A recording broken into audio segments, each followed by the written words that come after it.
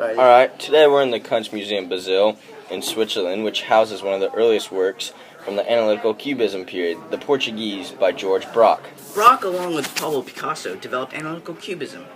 Cubism revolves around the dissection of the forms of their subjects. They presented the dissection for the viewer to inspect across the canvas surface. Simply speaking, analytical cubism involves analyzing vocabulary and conveying meaning.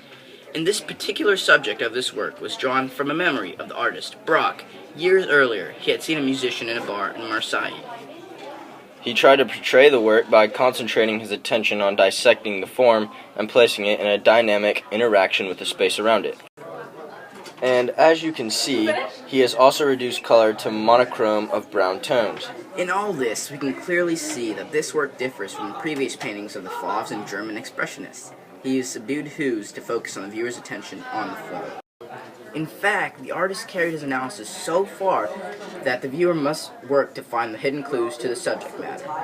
After careful observation, the large intersecting planes suggest the forms of a man and a guitar. You also have small shapes that hover in the areas of large planes. He also used the effects of light and shadow which reveals his departure from conventional artistic practice. His use of light and dark suggests both chiaroscuro modeling and transparent paintings that allow the viewer to see through one level to another.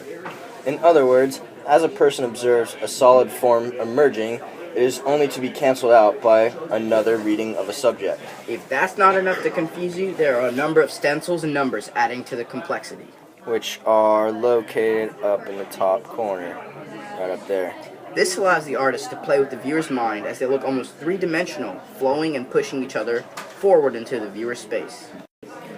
And this is exactly what Picasso and Braque explored: the visual vocabulary, 2D and 3D, and its role in generating meaning. All of these number and letters and elements seem to relate the painting to the world of representation, which thereby increases the tension in portraying reality.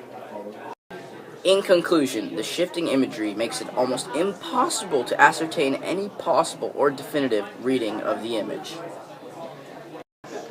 And once again, this is Jake Plotsky and Ashrith in the Kunstmuseum Basel in Switzerland, analyzing the Portuguese by George Braque.